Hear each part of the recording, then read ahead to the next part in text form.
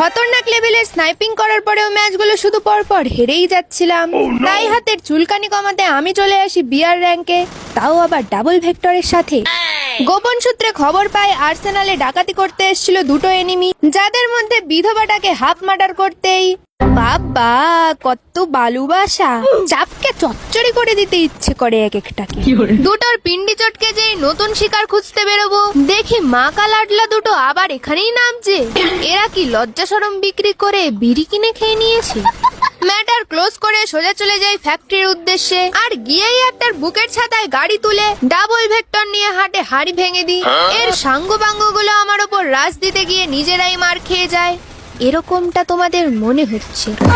আসলে পরিস্থিতির গম্ভীরতা দেখে আমাকেই লুঙ্গি তুলে পালাতে হয়েছিল, কিন্তু তাও সফলতা পাইনি। টিমমেটকে দুটো কিন্ডার জয়ের লোভ দিয়ে যেই আবার রাশ করতে যাই, জীবনটাই বেদনা।